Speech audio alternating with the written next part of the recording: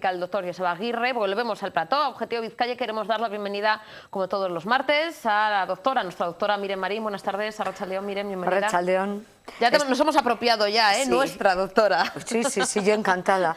¿Y te has dado cuenta que estamos como la moda sí, opar? Sí. Si nos enfocan, justo a la inversa. Estamos rojo y negro y no hemos hablado, ¿verdad? No, para nada.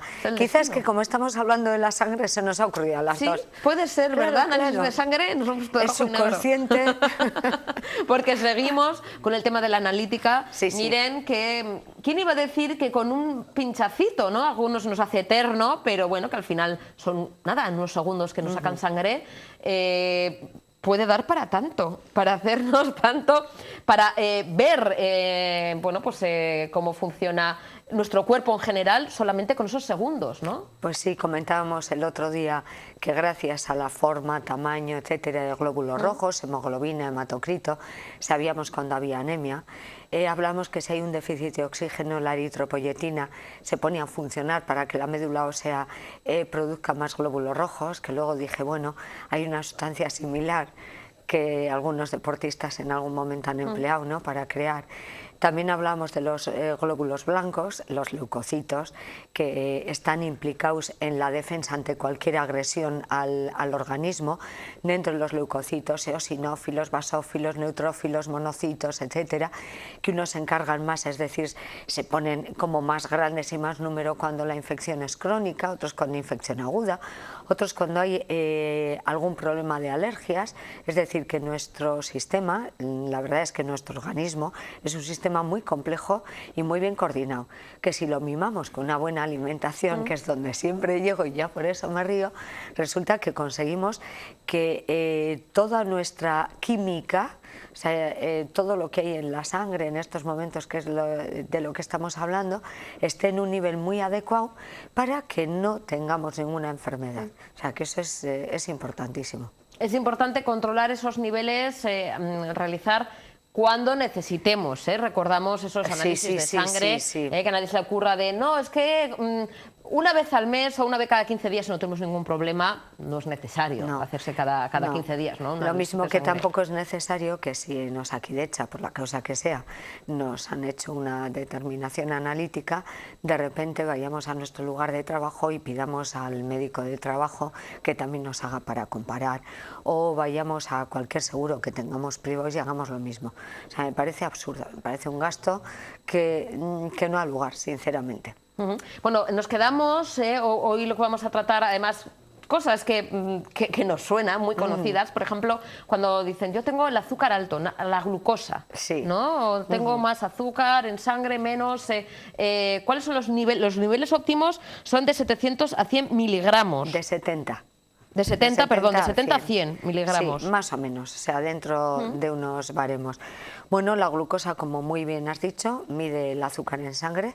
Entonces, cuando hay algún exceso de glucosa que se llama hiperglucemia, pues hay que controlarla, porque una hiperglucemia puede llegar a provocar una diabetes, y entonces una diabetes es que el páncreas, hay unas células que se llaman las células de Langerhans, de los islotes pancreáticos, que dejan de segregar la cantidad de insulina que necesitamos para contrarrestar esa hiperglucemia, y entonces se puede llegar a una diabetes. Con lo cual, atención cuando alguien en determinados momentos en los que le realizan una analítica, si comparamos unos años con otros, resulta que está apareciendo que esa glucemia aumenta, ¿no? Que empezó un día de repente a notar que tenía, a valorar su médico de atención primaria o el especialista al que acuda, igual 135 de glucosa, hay que vigilar, por si acaso resulta que esa hiperglucemia llega a transformar al final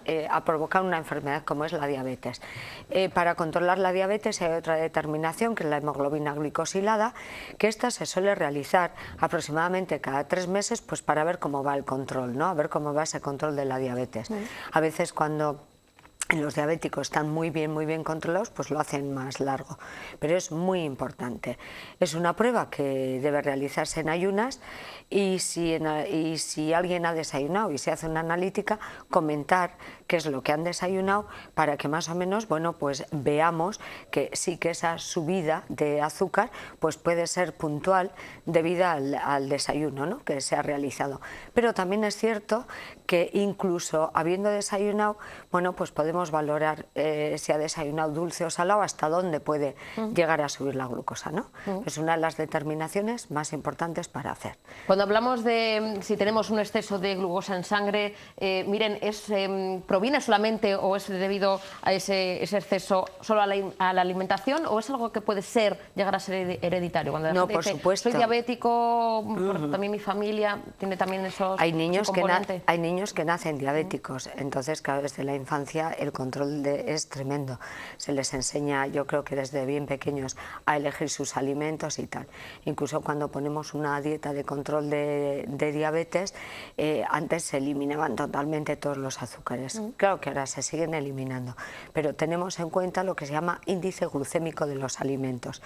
En el índice glucémico, pues depende cómo se absorban esos alimentos. Imaginemos, la patata tiene un índice glucémico altísimo, el pan normal, lo mismo. Sin embargo, si comemos, por ejemplo, pan integral que tiene fibra, es decir, todos los alimentos que tienen fibra, aunque pueda ser que tengan un índice glucémico alto, resulta que por su absorción, pues bueno, se pueden tomar. Pues yo siempre digo que en una persona diabética yo desde luego abogo para que no coman arroz blanco, patata, pasta, pan blanco, sino que se dediquen al arroz integral, a la pasta integral, a los cereales integrales, a las legumbres, porque desde luego la absorción de esos azúcares será más lenta, con lo cual esos picos de hiperglucemia que puedan aparecer, pues digamos que están más aislados. Otro de los problemas que yo creo que afecta a muchas personas, mucha gente, es el tema del ácido úrico, ¿no? Tengo el ácido, oímos mucho, tengo el ácido úrico alto, ¿no? O esto no puedo comer porque tengo el ácido úrico, no sé qué, o me da un ataque de gota.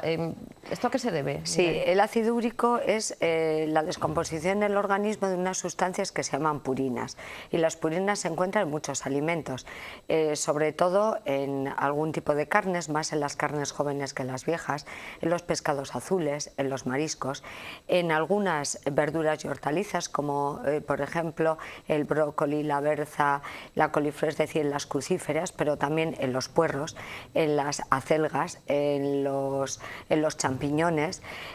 También se encuentra en las frutas que están, estas frutas ya secas o frutas azucaradas, en el alcohol. Entonces, claro, cuando comemos muchos alimentos que tienen purinas, el organismo entonces las degrada, digamos, hasta ácido úrico, y esto hay que eliminarlo por el riñón. Pero si la cantidad de purinas ingeridas y por supuesto entonces de ácido úrico en sangre es tan grande, entonces eso hace que no se depuren del todo y empieza a formarse una hiperuricemia, que es el exceso de ácido úrico. Este exceso de ácido úrico, si es muy importante, termina provocando sintomatologías, que es la gota, ¿no?, que yo creo que todo el mundo sabe. ¿Qué ocurre cuando de repente llegan? No sé lo que me está pasando, doctora, pero resulta que hasta en la cama las sábanas me molestan el dedo gordo del pie. Desde luego sospechamos rápidamente que hay un ataque de gota, con lo cual el ácido úrico está por encima de 10 prácticamente seguro. Sí es cierto que cuando se hace una dieta para controlar el ácido úrico no es muy importante. Hay que intentar hacerlo, pero no es importante. ¿Por qué? Porque en estos momentos la medicación que tenemos para controlar ese ácido úrico va fenomenal. O sea, no haría falta hacer una dieta específica para eliminar esa gota.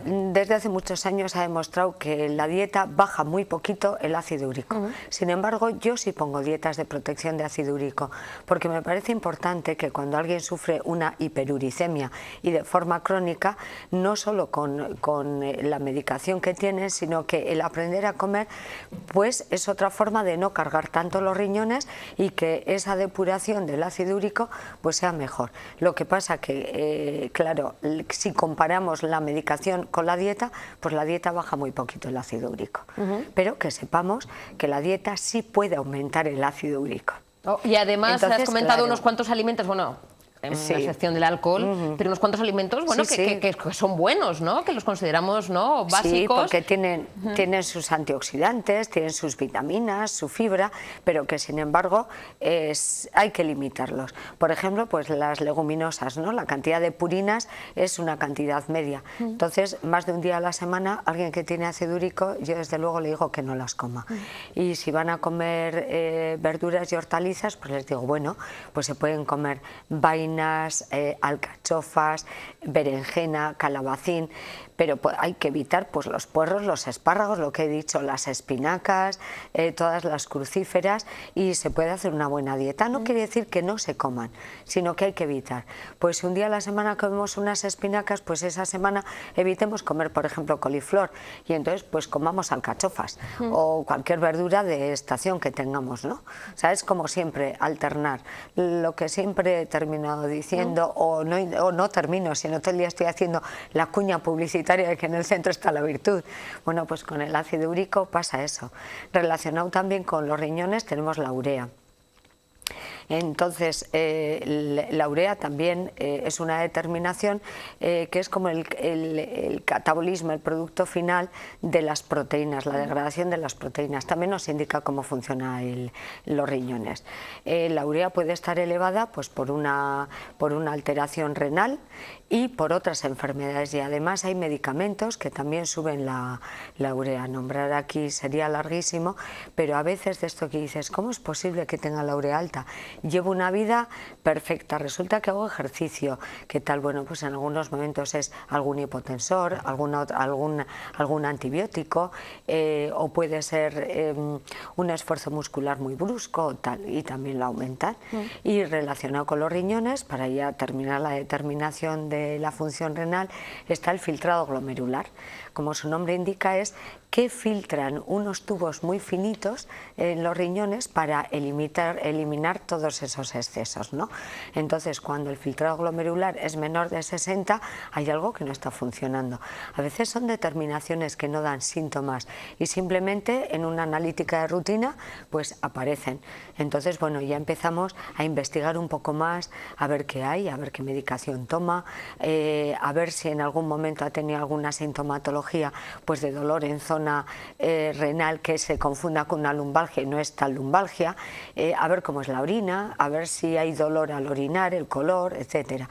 Es decir, que cuando es un hallazgo casual, bueno, pues debemos de investigar con una buena historia clínica pues para intentar localizar. Que no vemos nada específico y nada, digamos, alterado, bueno, pues esperamos unos meses, que en ese caso si se esperan pues 3-4 meses y se hace una nueva determinación, pues para que no se nos escape, ¿no?, alguna patología que pueda estar.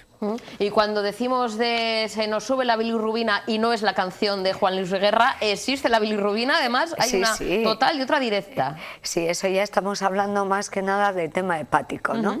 Entonces, bueno, pues la bilirrubina, cuando que no es solo la canción, hay gente que piensa que es solo la canción, existe la bilirrubina. Bueno, pues sí, la bilirrubina se forma en el hígado, es un índice de ver cómo funciona el hígado, la vesícula, y además cuando la bilirrubina está alta, desde luego hay alguna enfermedad de base, eso está muy claro. Entonces, cuando la bilirrubina, digamos, se va secretando, se forma la bilis, que todo el mundo cuando dice vomito y vomito bilis, sí, porque en el hígado se acumula ese líquido que es la bilis, que entonces ayuda la bilirrubina a digerir las grasas.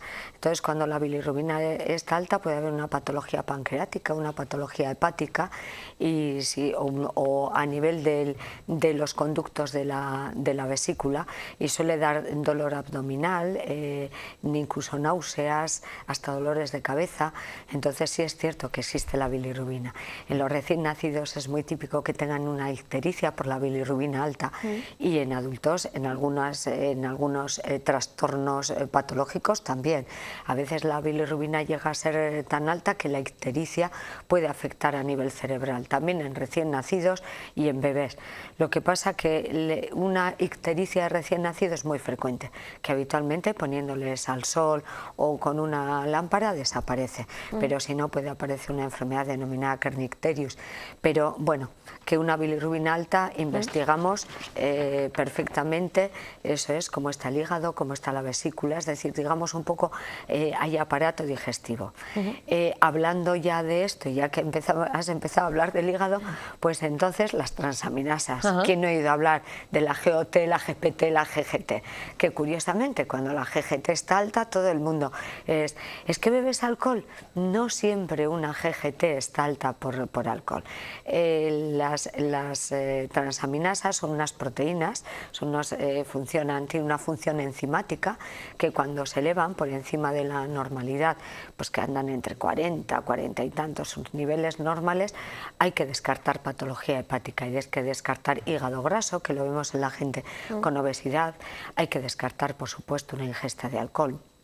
Pero hay que descartar también una hepatitis, que también provoca lo mismo, o cualquier otra enfermedad, incluso alteraciones, no una hepatitis, sino cáncer también, o sea, patologías. Pero a veces la toma de antiinflamatorios sin que nadie nos mande durante mucho tiempo.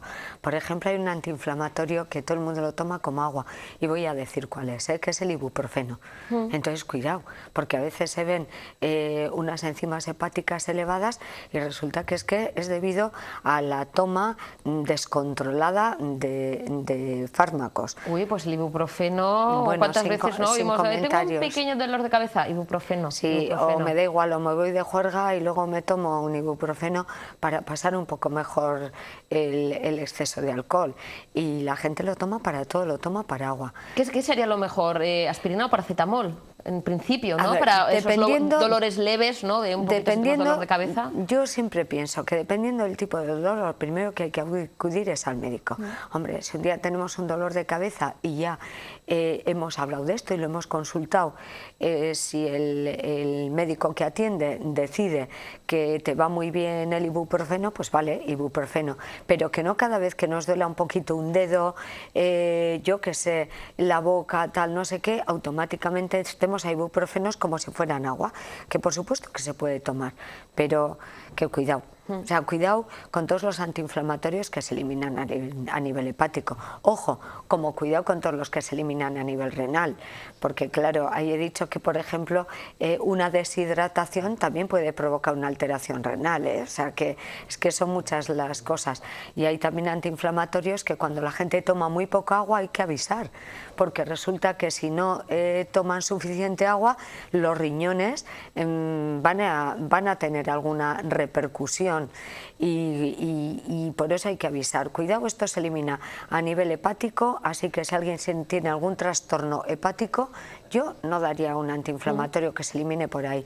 Pero cuidado a nivel renal, incluso no teniendo ningún trastorno, el avisar, por favor, 2 litros de agua al día, precisamente para que la creatinina no suba, para que no suba el filtrado glomerular, para que no suba la urea, etcétera. O sea, todos esos niveles. Vamos siguiendo con nuestro análisis, que tenemos aquí la chuletita. ¿A dónde vamos ahora? Porque tenemos calcio, también tenemos fósforo. Yo te los leo así como mezclados, que seguramente no estén en relación a lo que acabamos de decir, pero no sé, algo que quieras destacar, Miren, porque seguiremos, yo creo que en próximos programas, hablando más del tema de la analítica, porque nos quedará también colesterol, triglicéridos, todo esto que también mucha gente tiene el tema de colesterol, incluso gente joven, yo además la primera, algunas veces me ha dado el colesterol alto, y bueno, pues te cuidas, dices, bueno, pues intento hacer una vida, pero se tiene colesterol. No sé, antes de irnos a publicidad, que además sé que tienes prisa, Miren, antes de irnos, ¿qué daríamos pues así yo creo que si pincelada? hemos estado hablando un poquito del hígado, de los riñones, vamos a hablar del páncreas, que está por detrás del estómago, y es otro aparatito que lo tenemos ahí. El próximo día, si quieres algo más específico de esto, lo hablamos. Entonces, para ver cómo está el páncreas, mandamos una determinación de amilasa y de lipasa. La amilasa es una enzima que se secreta fundamentalmente, se produce en la saliva y en el páncreas. Entonces, cuando la amilasa está alta, desde luego hay una lesión pancreática. puede ser simplemente una inflamación, una pancreatitis, o puede ser un tumor, o a nivel del conducto de eliminación que va hacia intestino delgado para eliminar pues todas las grasas y demás, pues también puede haber ahí unos cálculos o puede estar obstruido. Entonces esa amilasa resulta que lo que hace es elevarse. La amilasa ayuda a hacer que los hidratos de carbono y los almidones se transformen en azúcar. Fíjate, si ese azúcar queda ahí acumulado, pues al final pasa al torrente sanguíneo y también puede provocar una hiperglucemia. La lipasa, que se produce a nivel pancreático, entonces lo que hace es ayudar a la degradación de las grasas. Por eso hay mucha gente que de repente, bueno, no de repente, ha tenido una crisis de una pancreatitis aguda, que puede luego llegar a ser una pancreatitis crónica, y lo primero que le dicen es mucho cuidado con las grasas. ¿Por qué? Pues porque puede llegar a producir de nuevo una pancreatitis y al final terminar con una lesión pancreática importante. Pero además la lipasa y la amilasa también se elevan con otras enfermedades, como es una fibrosis quística pulmonar, que a veces incluso como esta enfermedad tiene mucha producción de moco, claro, va a través de todos los conductos y va llegando al páncreas, al hígado, etcétera. Entonces es el páncreas, como a través de su conducto, llegará al intestino delgado para después ir eliminándolo. Entonces ese exceso de moco puede quedar estancado y entonces también provocar una hiperamilasemia o una lipasa alta, y denota alguna enfermedad, que, insisto, pues una inflamación, puede ser cáncer, puede ser una fibrosis quística, muchas más enfermedades. Si en algún momento alguien quiere saber con determinadas enfermedades qué es lo que se eleva, pues lo hablamos el próximo día. Perfecto. Si no, el próximo día lo mismo, vamos a seguir cogiendo cacho por cacho, pues un poquito para no desviarnos, ¿no? Para decir, bueno, pues cuando hablemos de hueso, pues vamos a hablar de las fosfatasas alcalinas, que no solo de hueso, sino nos van a indicar muchas más cosas, o tal, del calcio, tal. Pero yo creo que así, haciendo la agrupación como hemos hecho, ¿no? Hígado, páncreas y riñones, pues ya hemos cogido un grupo de órganos que están vitales, todos muy relacionados, vitales, todo es vital, ¿eh?